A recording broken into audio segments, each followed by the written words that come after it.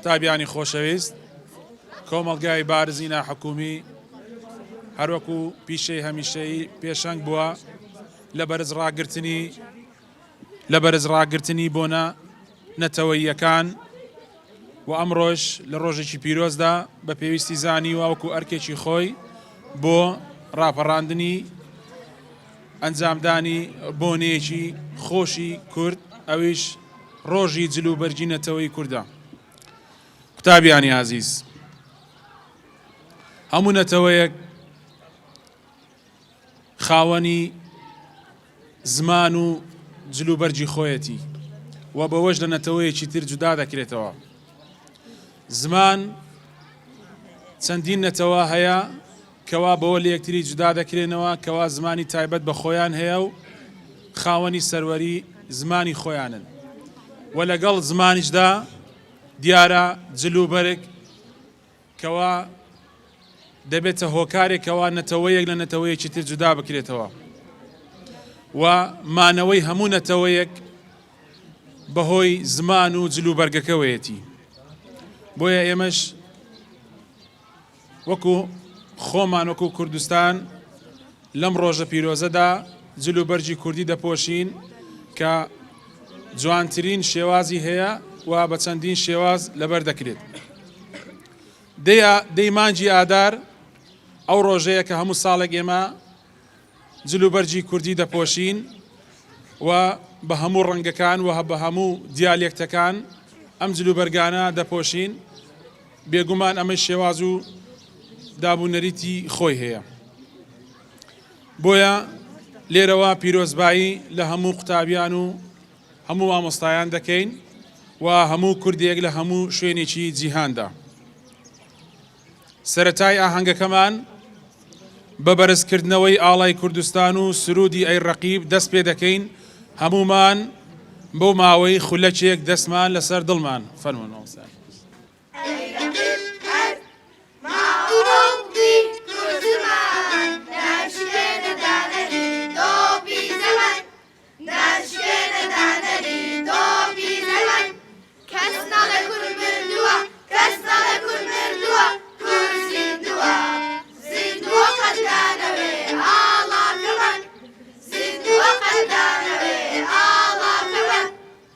قوتابی هێوار هەواڵ دەکەین، با بفەرمێ بۆ پێشکەشکردنی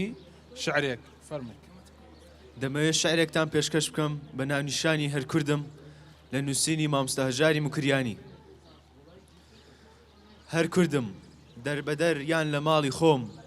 لە خاکی عەرەب لە ئێران و ڕۆم، کۆک و پۆشتە بم ڕوت و ڕەچاڵ بم، کۆشکم دەقات بێ وێرانە ماڵ بم، ئازا و ڕزگار بم شادان و خەندان، یان زنجیر لە مل لە سووچی زیندان، ساغ بم جەحێل بم بگری گوێسوانان، یان زار و نزار لە نەخۆشخانان، دانیشتم لەسەر تەختی خونکاری،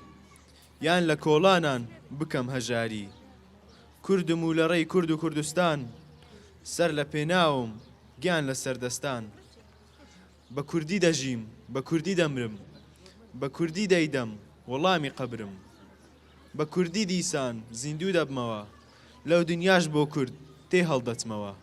بە کوردیش دیسان زیندوو دەبمەوە، لەو دنیاش بۆ کورد تێ هەڵدەچمەوە.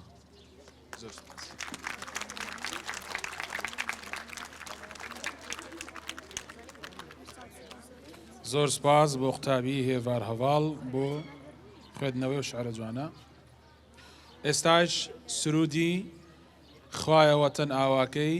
لەلایەن قوتابیانی پۆلی 6 با بفەرمێن.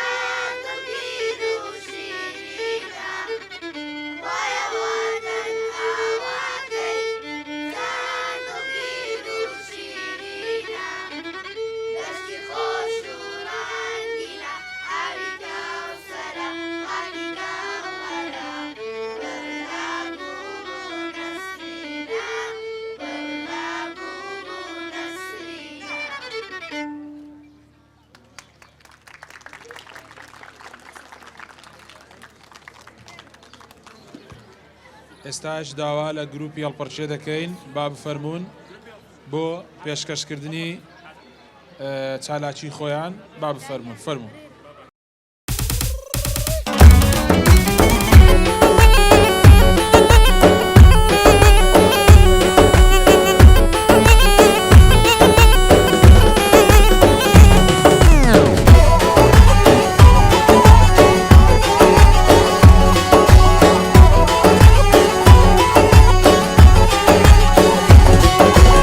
هی میوان میوان میوان تو بخیر هاتی و میوان هی میوان میوان میوان تو بخیر هاتی و هی میوان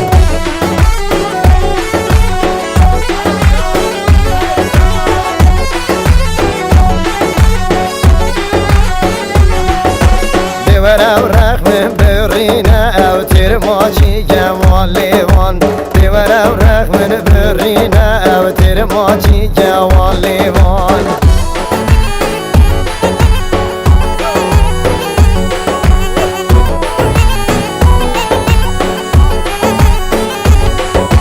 سینگ من با خوبیستان پیوه و هادن و رزیوان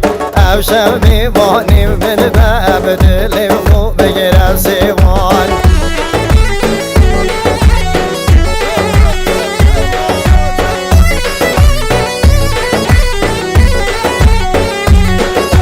سینگ من با خوبیستان پیوه و هادن و رزیوان او شب میوانی من به دل خوب بگیر سیوان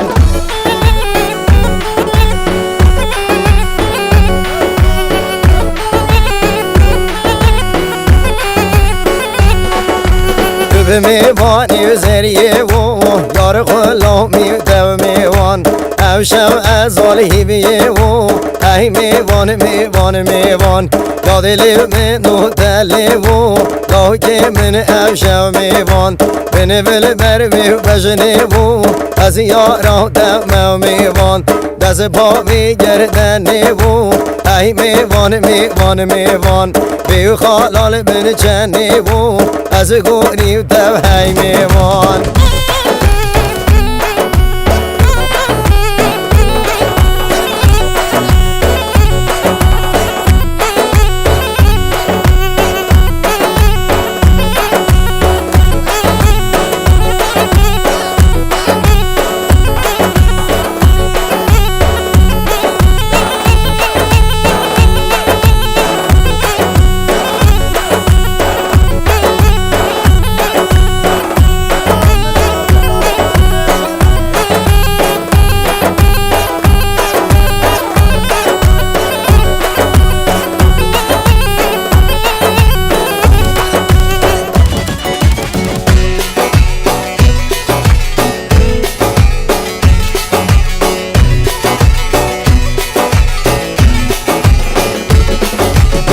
مام دود ماما دم ودیم بمعاش سويتي بك القدر دانا بوسا وزوانا دانا دانا بوسا وزوانا داي داي داي داي داي داي داي داي داي داي داي داي يورينا من انا في برشانا دينا من انا يا صوفي برشان وي وي وي وي وي وي وي وي وي وي وي وي يا بابا برشانا بس كم ظلمانا ما برشانا يا ري من زوانا